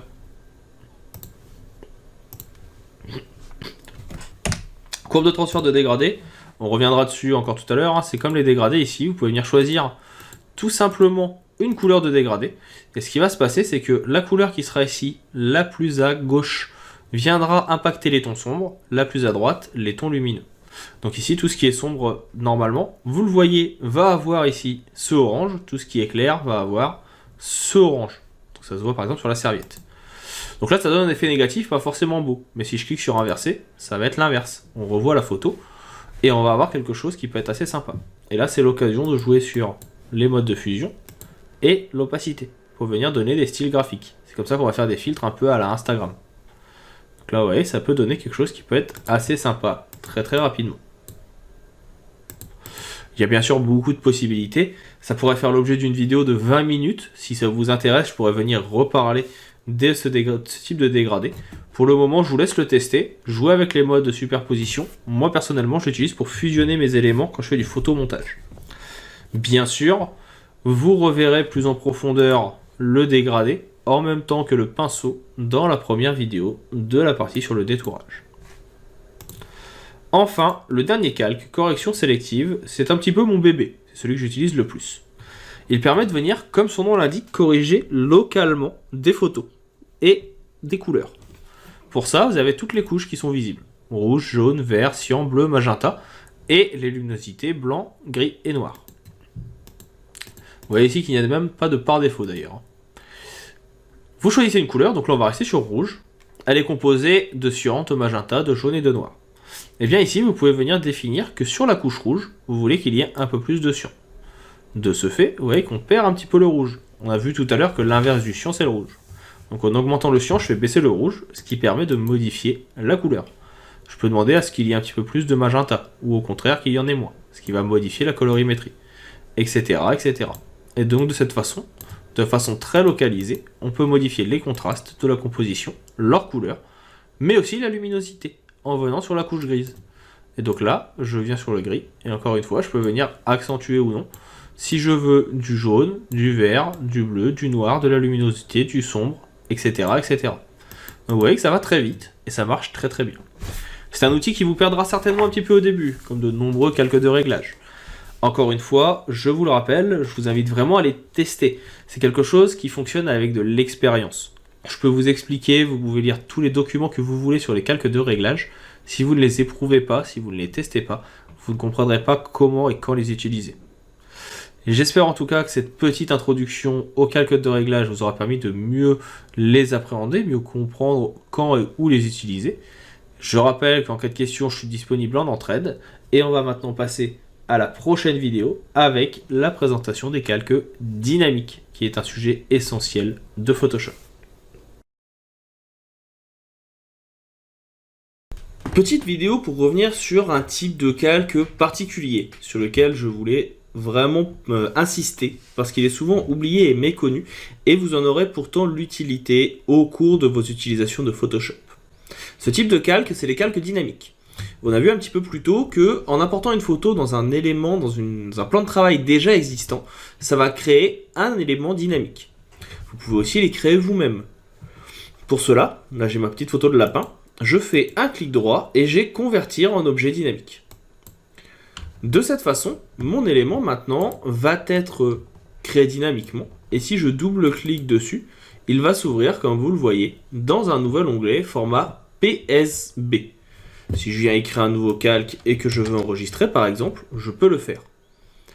L'avantage de ce PSB, là je vais fermer les autres onglets pour que ça soit bien plus compréhensible, c'est que si jamais je viens donc l'ouvrir et que j'y ajoute une autre photo, par exemple je viens ici ajouter une autre photo de lapin. Donc je l'importe, je viens lui mettre ici la taille de tout mon espace de travail, j'appuie sur Entrée. Je vais avoir ici une petite étoile ça veut dire que mon fichier n'est pas enregistré. Je vais faire un CTRL S pour enregistrer. Et si maintenant je reviens sur mon onglet de base, mon projet, vous pouvez voir que dans le PSB, donc le calque dynamique, l'image a changé. Si je reviens dedans, que je rends invisible cette première photo et que je réenregistre avec un CTRL S, on a ici la photo qui se remodifie. C'est là une des utilités les plus importantes du calque dynamique. L'autre, c'est que si je viens déformer mon élément, on va utiliser ici par exemple la transformation manuelle, que vous verrez dans la vidéo juste après. On a changé ici l'angle. Et bien si je viens de nouveau dans le PSB changer ma photo, remettre mon autre lapin, et bien la perspective restera modifiée. Ainsi on va pouvoir placer des éléments de façon beaucoup plus dynamique. On verra ça dans un cas pratique juste après sur les mock-ups. De plus, ces objets dynamiques, vous faites un clic droit, vous voyez de nouveaux éléments qui vont apparaître ici. La possibilité de convertir qui existe déjà. La possibilité ici de créer un nouvel objet dynamique par copie, de copier notre élément. Modifier le contenu, comme on vient de le faire. Réinitialiser la transformation, qui va remettre ici notre élément droit. Donc ça c'est tout nouveau, ça vient de sortir avec 2021, la version CC 2021. On va voir la possibilité de rééditer le lien, parce que forcément, un PSB va faire le lien en fait avec un fichier. Là, il fait le lien avec un fichier qui est dans mes fichiers temporaires, de mon ordinateur, automatiquement. Mais je peux lui demander d'aller me chercher un autre document. Vous pouvez également venir demander à le faire rééditer depuis votre bibliothèque. Vous pouvez remplacer le contenu, ce qui va permettre d'aller chercher par exemple une autre photo. Donc ici, je vais pouvoir aller dans mon dossier, choisir image, et je peux très bien par exemple prendre cette photo de ciel. Et automatiquement, la photo va être remplacée. Ça peut être un peu long, là j'ai pris une photo qui est très grande, mais vous voyez qu'automatiquement elle a remplacé mon fichier. Et si maintenant donc j'ouvre de nouveau mon PSB, ça m'ouvre un nouvel onglet. Le problème c'est que comme là c'est une autre photo, si je viens créer un nouvel onglet et que je veux enregistrer, il me dit que ça passe pas. Tout simplement parce que là il a fait un lien direct avec la photo présente sur mon ordinateur. Ce n'est pas dans les fichiers temporaires, et donc du coup ça viendrait, si j'enregistrais, modifier directement cette photo. Donc pour ça, il faut non pas être ici en élément donc dynamique importé, mais il faut venir ici à convertir en élément lié. De cette façon, on est sur un autre type de fichier qui va être lié à un enregistrement que je vais faire et je pourrais le modifier. Là, je vais faire un CTRL Z pour revenir en arrière. Vous avez également la possibilité de venir exporter le contenu. Donc comme on a déjà vu, ça permet de venir l'enregistrer directement en PSB et non pas de l'enregistrer dans vos fichiers temporaires, mais où vous le souhaitez sur votre ordinateur. Enfin, vous avez également la possibilité de convertir en calque directement. De cette façon, la transformation appliquée ne sera pas maintenue et on revient sur une photo de base. Et vous voyez ici que vous avez les deux photos qui étaient dans votre PSB qui sont maintenant apparaissables et visibles. Donc ça c'est aussi à connaître. Toutes ces options dynamiques, vous les retrouvez dans Calque et dans... Alors si je vais trop vite, je ne vais pas le retrouver. Objet dynamique. Et là ici, vous voyez, vous avez toutes les options que l'on vient de voir. En plus, vous avez les options d'empilement. Ça, on verra ça un petit peu plus tard quand on fera de la retouche photo. Ça va permettre, quand on a plusieurs photos, de pouvoir venir et bien avoir quelque chose de plus précis. Et on peut donc pixeliser pour le rendre en calque normal. Autre petite spécificité des calques dynamiques. Je vais vous montrer tout de suite. On va venir ici donc déjà le remettre en mode droit. Je vais faire un CTRL J. Et celui-ci, je vais le pixeliser. Si je viens utiliser un filtre, par exemple, je viens dans Filtre, je viens dans Flou et Flou Gaussien.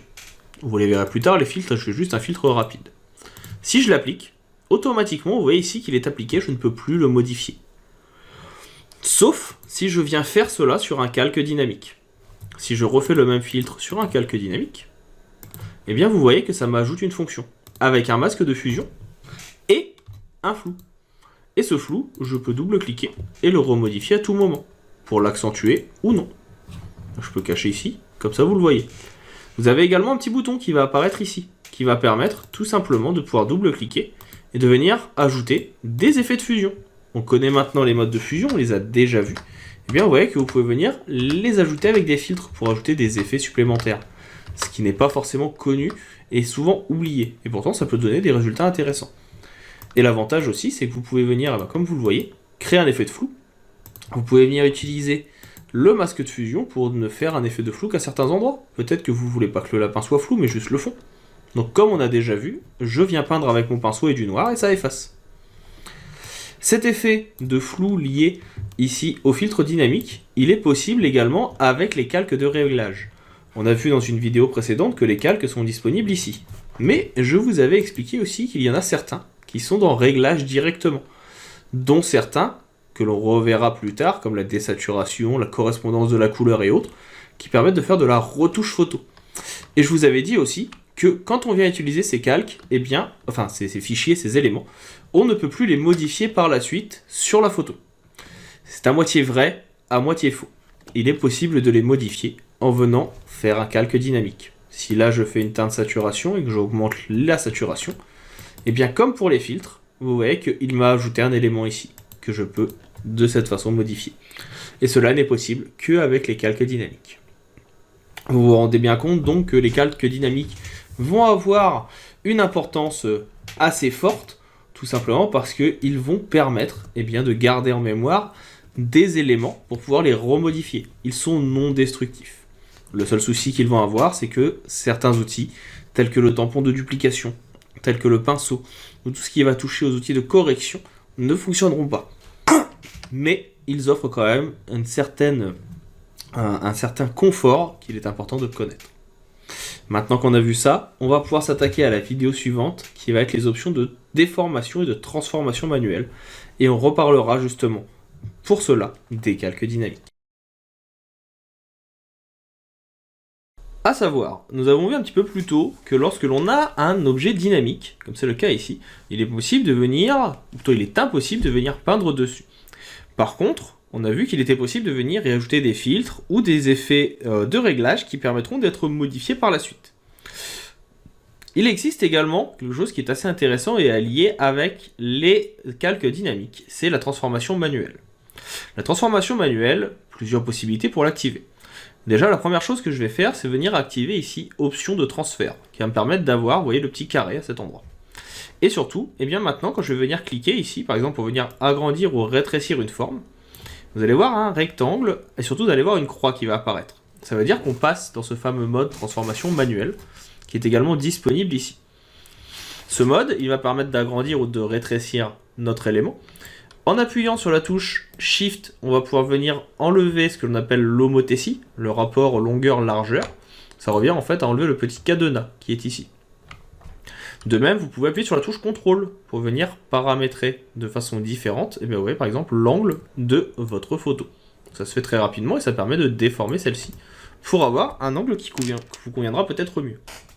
De la même façon, si vous avez toujours ici donc votre objet, vous pouvez avoir en haut la possibilité de venir cliquer sur ce bouton, qui est un bouton de déformation. Il vous permet d'ouvrir ici donc la déformation et de venir choisir par exemple des formes qui sont déjà préenregistrées. Une forme d'arc par exemple. Une forme d'arc supérieur ou autre. Vous pouvez venir personnaliser également pour venir modifier vous-même cet élément. Vous voyez, vous pouvez venir déplacer les différents coins. Alors là, ce n'est pas très parlant, mais l'autre possibilité qui existe, c'est de venir ici ajouter des effets de grille. Ces effets, vous voyez, je peux venir ici, par exemple, mettre un point, et en mettre un deuxième de l'autre côté, qui sera et horizontal et vertical, et de cette façon, je peux venir déplacer uniquement certaines parties, pour venir agrandir, pour venir rétrécir et déformer comme j'en ai envie. Vous pouvez même venir utiliser les points qui sont ici pour venir donner des effets de rotation. Alors c'est sûr que ici c'est un petit peu abstrait, c'est pas forcément quelque chose qu'on va utiliser de cette façon, ça déforme beaucoup. Mais vous comprenez, je pense, le principe. Là je peux appuyer sur Entrée, et j'ai donc ma déformation qui est mise en place. Si je veux revenir en arrière, j'ai plus qu'à venir faire un CTRL T, comme Thierry, et venir faire un clic droit, et ici, déformation. Ou de revenir en haut avec l'option que vous avez vue maintenant, et je peux venir remodifier ma déformation. De la même façon, dans cette transformation manuelle, si vous faites un clic droit, vous avez donc la possibilité de modifier la rotation, l'inclinaison et la perspective, comme on l'a vu tout à l'heure. Vous pouvez aussi faire une rotation à 180 degrés ou seulement à 90, suivant vos besoins. Enfin, vous avez la possibilité de faire des symétries verticales et horizontales. Donc ça, vous voyez que c'est assez simple et ça permet vraiment des résultats qui peuvent être très utiles. On le reverra d'ailleurs dans une vidéo juste après sur la création de mock-up qui, comme vous allez le voir, va permettre de venir créer, eh bien, tout simplement, une mise en situation dans un écran. C'est un petit exercice pratique qu'on verra après qui reprendra les calques dynamiques, mais aussi les options de déformation et de transformation. Voilà pour cette petite introduction, on passe maintenant à la prochaine vidéo. Dernier style de calque à connaître, c'est pas vraiment des calques, mais c'est une façon de travailler. On va venir ici recréer un nouveau document. On fait créer nouveau, et cette fois on va venir ici cocher plan de travail. Pourquoi? Cela va permettre de passer sur un autre type d'interface. Je vais cliquer sur créer nouveau, et là vous voyez maintenant que dans votre logiciel vous avez ici plan de travail 1, qui correspond ici à un dossier qui s'appelle plan de travail. Donc là on va l'appeler tuto. Vous voyez d'ailleurs que ça renomme automatiquement. Et en fait, l'utilité des plans de travail, c'est que vous allez pouvoir venir ici faire un clic droit sur votre outil de déplacement et choisir plan de travail. Et automatiquement, vous avez maintenant des petits plus qui apparaissent. Ces plus, ils vous permettent de venir ajouter différents plans de travail. Vous avez également la possibilité avec cet outil de les déplacer, de façon à pouvoir avoir plusieurs endroits pour venir travailler. Il est possible de venir créer vous-même un plan de travail en venant le tracer, ou bien de venir choisir en haut différentes tailles préexistantes et préenregistrées qui sont disponibles dans les nouveaux documents. Par exemple, le format iPad mini. Vous voyez qu'automatiquement, mon document est passé au format iPad. Vous pouvez venir choisir ici donc sa taille, hauteur, largeur, son fond, pour qu'il soit transparent, noir ou autre, comme si vous faisiez un nouveau document, et ici son orientation. Bien sûr, en cliquant sur le petit plus ici, vous avez la possibilité, tout simplement en venant cliquer, d'ajouter un nouveau document. Vous avez la possibilité aussi de venir sélectionner ces différents plans de travail et de venir, eh bien, si vous le souhaitez, avec par exemple l'outil déplacement, les déplacer tous ensemble. Outil déplacement qui est ici, c'est la petite flèche que vous voyez, la petite croix. Je vous invite tout de suite à venir décocher sélection automatique et cocher option de transfert. Ça vous permettra de cette façon de faire apparaître autour de vos éléments sélectionnés ici, vous voyez un petit contour. Ce contour, ça permettra de savoir exactement sur quoi vous êtes en train de travailler. Alors, de cette façon, c'est surtout visible quand vous allez travailler avec des calques. Par exemple, si je suis sur tuto et que j'ai fait une forme, si je suis avec mon outil de déplacement et que j'ai décoché, vous voyez, je ne vois pas où je viens modifier mon élément. On reverra ça dans la partie sur la transformation manuelle et les déformations, mais vous avez compris le principe. Pour continuer sur les plans de travail, vous avez aussi la possibilité, en venant les sélectionner ici, de venir les aligner. Vous pouvez choisir qu'ils soient tous alignés sur le bord de gauche, donc le pixel le plus à gauche de votre sélection, le plus à droite, le plus centré, ou bien le plus haut et le plus bas. De cette façon, par exemple, je peux demander que tout soit sur la même ligne. Enfin, vous avez ici quelques petits paramètres de préférence qui peuvent être utiles. Par exemple, l'imbrication automatique des calques, c'est-à-dire que quand vous allez passer un calque d'un élément à l'autre, il sera automatiquement gardé dans son emplacement. L'adimensionnement automatique de la zone de travail, c'est-à-dire que automatiquement quand vous allez cliquer, il gardera la même dimension. Garder la position relative pendant la réorganisation des calques, c'est quand on va venir déplacer des éléments, et réduire la zone de travail à l'enregistrement. Pour revenir ici, si par exemple je fais un carré noir, si je le déplace dans un autre plan de travail, vous voyez qu'il restera toujours au même endroit, si la taille correspondante est disponible. Si ce n'est pas le cas, il faudra venir le replacer vous-même, bien sûr. Mais vous voyez que là, si je reviens dans tuto, si je le mets donc ici, si je le place dans plan de travail 2, il va se mettre au même endroit, ou en tout cas à l'équivalent. Si je viens déplacer l'élément moi-même, là je reprends également mon outil donc déplacement, si je viens le mettre dans l'autre calque, vous voyez qu'il change de plan de travail automatiquement. Et si je viens dupliquer un plan de travail qui existe déjà, donc là vous voyez, je viens cliquer sur le nom en appuyant sur la touche Alt, vous voyez que le calque sera également dupliqué, ce qui vous fait gagner un petit peu de temps. Donc voilà pour ce qui est à connaître des plans de travail. C'était le dernier type de calque, avant les quelques vidéos qu'on verra plus tard, que je voulais vous montrer. On va maintenant pouvoir passer à la présentation de l'outil historique qui va de pair avec les calques. Un des panneaux essentiels à connaître quand on commence à utiliser Photoshop, c'est le panneau historique. Vous le trouvez en venant dans Fenêtre et en cherchant donc historique qui est ici. Il existe donc ce panneau pour pouvoir vous permettre de faire des retours en arrière. Imaginons, vous avez créé des nouveaux calques, vous avez fait des corrections de lumière, et puis au final, vous avez ensuite fait une correction de la teinte saturation, etc., etc. Mais au final, vous préfériez quand c'était avant. Il existe plusieurs façons pour revenir en arrière. Il y a le CTRL-Z, assez classique, donc qui permet, comme son nom ne l'indique pas, mais comme la fonction est connue, de retourner en arrière. Et tout simplement le passage, comme vous le voyez ici, par le menu historique. À chaque fois que je vais faire un CTRL-Z, mon historique va remonter d'une ligne, tout simplement. Vous pouvez bien sûr vous-même choisir à quel moment vous souhaitez revenir, mais surtout, ça c'est l'utilisation de base de l'historique, il y a une petite fonctionnalité cachée qui s'appelle l'instantané. Cette fonctionnalité est la suivante. Vous avez ici, vous le voyez, un petit appareil photo, et vous avez ici un petit plus. Le petit plus, il va vous permettre de créer un nouveau calque à partir, plutôt un nouveau document, à partir de la dernière action. Donc ça, c'est assez intéressant. Ça permet de repartir directement de zéro sur un nouveau document. Et il y a, à côté, la possibilité, ici en cliquant sur l'appareil photo, de venir créer un nouvel instantané. Et en fait, ça vous permet de passer d'un état de la photo à l'autre. Donc là, par exemple, imaginons, je souhaite avoir une proposition où les couleurs sont bleues. Je fais un petit instantané avec l'appareil photo, et en un clic, je peux passer de l'un à l'autre à chaque fois. Donc ça me permet très simplement d'avoir plusieurs propositions. Ces éléments, ces instantanés, nous resserviront également un petit peu plus tard, quand on va parler retouche photo, donc dans 2 chapitres, tout simplement parce que c'est ce qui va être utile pour prendre en compte les outils de correction de l'historique, liés à l'historique. Là vous voyez, vous avez pinceau d'historique, on les reverra à ce moment-là dans les outils de correction, et vous verrez que ça va jouer avec ces fameux instantanés. Et surtout, et bien tout simplement, comme je vous le montrais il y a quelques instants, ça va permettre de faire plusieurs propositions qui sont sauvegardées.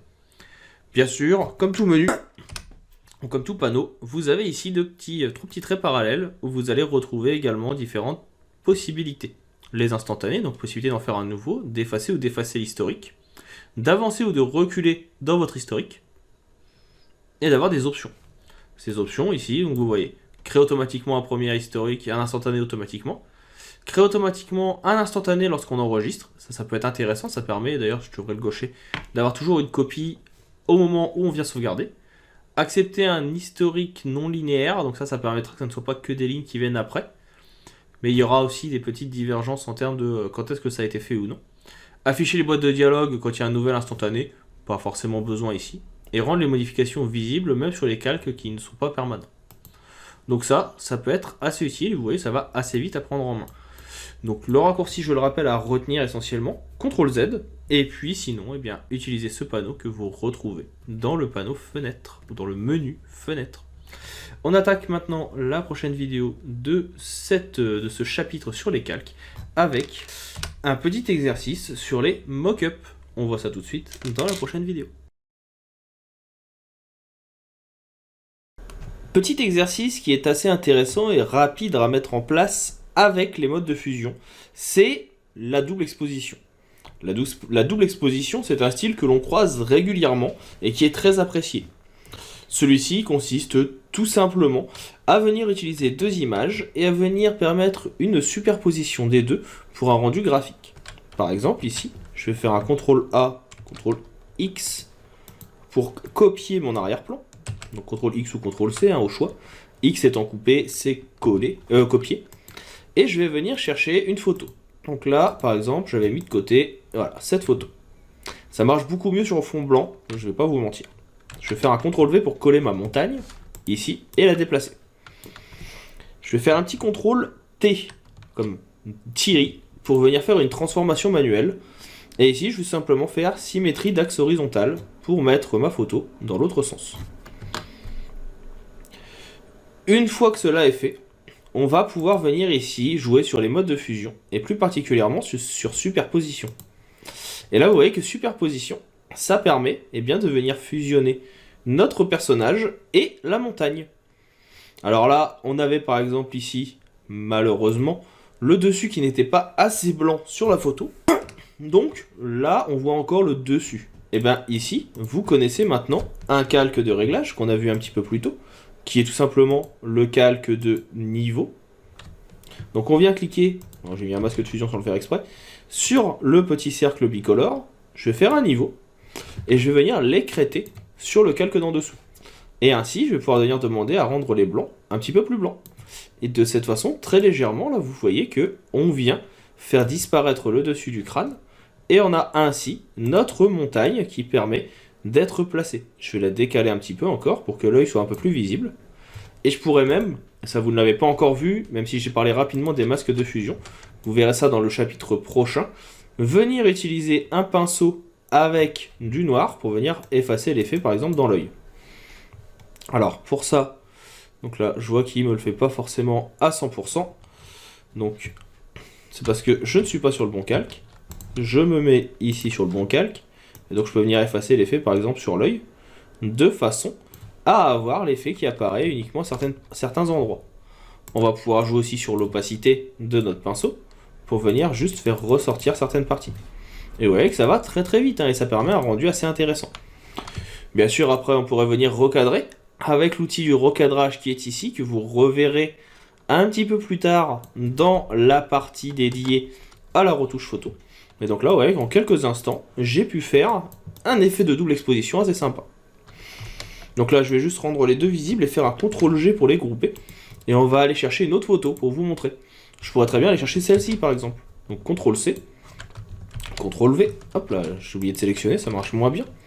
Donc CTRL-C, CTRL-V. Et pareil, on peut venir se mettre en mode superposition. Et là, vous voyez que ça permet donc de venir rapidement fusionner nos photos. En fait, le principe, c'est que avec la superposition, tout ce qui est des pixels blancs ne seront pas visibles. Ils sont effacés. Et ici, en dessous, il va prendre en compte les niveaux de gris pour faire apparaître plus ou moins votre photo. Et pareil, après on continue à jouer ici avec les niveaux pour pouvoir permettre d'avoir quelque chose qui soit plus ou moins visible. Et donc ainsi, vous pouvez venir faire une double lecture très rapidement. Enfin, un dernier petit effet. Donc je garde toujours ici la même photo. On peut le faire avec cette photo. Donc là par exemple, je vais juste venir prendre l'arbre. Je sélectionne, CTRL-C, CTRL-V. Avec l'outil de déplacement, je l'avais déjà expliqué un petit peu plus tôt, mais en venant cocher ici option de transfert, vous allez avoir les possibilités d'avoir les transformations manuelles. Donc là, je viens agrandir. Avant même de valider, je peux déjà passer en superposition. Et on peut ainsi venir donner un effet un peu sympa à notre composition. On agrandit pour que ça fasse vraiment tout un côté. On appuie sur Entrée et ainsi on a l'effet qui se met en place. Je peux dupliquer, je fais un CTRL-J. Ici, vous voyez que forcément ça marche moins bien parce qu'en fait il fait notre effet sur ce qui est en dessous. Alors, pour pouvoir pallier à ça, il faudra tout simplement, encore une fois, venir jouer sur les contrastes de la photo qui permettront de pouvoir modifier les éléments. Ou alors, sans avoir à dupliquer ici, comme on est sur un effet qu'on veut noir, le principe c'est tout simplement en restant sur votre photo ici, baisser peut-être un petit peu la taille, ou alors, et ainsi, donc j'explique quand même pourquoi baisser la taille, venir peindre en noir, ce qui va rendre visible, ou alors, ce que je ferai, c'est que là je viens dupliquer cette partie-là, CTRL-C, CTRL-V, on fait ici un passage en mode normal, cette section, donc là j'ai juste CTRL-C, CTRL-V, donc faire un copier-coller, cette section, je vais faire un CTRL-T, clic droit symétrie, que vous connaissez maintenant, on va le faire une symétrie verticale aussi, et dans la zone qui est blanche au-dessus, et bien ici, je vais juste venir fusionner les deux. Et après, en fait, pour que ça fusionne bien, c'est très destructif, mais ça fonctionne, je prends mon outil gomme, je vous invite à faire un clic droit et mettre à 0, vous verrez comment il fonctionne aussi plus poussément un peu plus tard, hein, mais pour l'instant, juste sur le principe, vous faites comme ça. De cette façon, vous enlevez rapidement le côté blanc. Et là, maintenant, si vous sélectionnez les deux et que vous les mettez en superposition, alors l'effet n'a pas fonctionné, hein, encore une fois, mais si je les fusionne avec un CTRL-E, alors d'ailleurs, avant de fusionner, on va les mettre en mode normal, donc CTRL-E, c'est maintenant une seule image. Et si là, je le mets en superposition, l'effet fonctionne. Vous voyez ce que je veux dire? Il faut donc faire une seule et même image de votre élément. Et alors, ce qu'on peut tester aussi, alors je le teste avec vous, j'ai pas essayé depuis longtemps, en faisant un CTRL-G, je peux grouper mon élément, Et peut-être que je peux venir, et bien tout simplement, juste superposer mon groupe et non pas mes calques. Et je vois que ça fonctionne aussi. Vous voyez, là les deux vont se superposer, mais ils ne se superposent pas l'un à l'autre, ils se superposent à notre photo. Tout simplement parce que eh bien, c'est le groupe qui est en superposition. Donc je pourrais très bien venir faire ici un CTRL-J, toujours, revenir ici, mettre mes branches dans l'autre sens, comme je voulais le faire, et ici je pourrais superposer. Et en fait ça fonctionnera quand même, il faudra juste venir enlever les zones blanches, et ça on va voir que c'est possible très facilement, parce que, eh bien, tout simplement, je peux très bien ici venir me mettre aussi soit en superposition, soit, encore une fois, utiliser la gomme, dire que voilà, cette partie-là, on n'en veut pas, parce que ça n'en fait pas partie, et ici, hop, on peut venir fusionner. Et cette fusion, elle va permettre aussi de faire peut-être ressortir un petit peu plus l'œil, de refaire ressortir peut-être un peu plus d'éléments. Bref, vous avez compris, je pense, le principe. Voilà pour tout ce qui touche à la double exposition. C'est pas très compliqué, ça fait toujours un peu peur au début, mais vous voyez que c'est assez simple. Je vais vous mettre le fichier PSD de cette double exposition avec les trois réalisés dans le dossier téléchargeable. Et vous voyez là même, on peut venir superposer pour avoir des effets. Comme ça, vous pourrez tester avec les différents calques. On va maintenant pouvoir passer au prochain exercice pratique de ce premier chapitre. On va parler cette fois de lumière tamisée.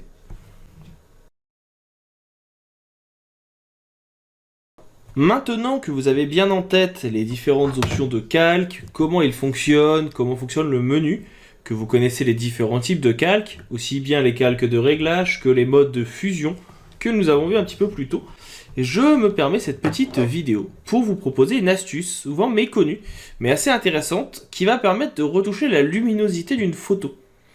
Pour cela, il vous faudra créer un nouveau calque. Donc vous connaissez maintenant le principe, on vient cliquer ici sur le petit plus, pour avoir un nouveau calque pixelisé, donc avec fond transparent.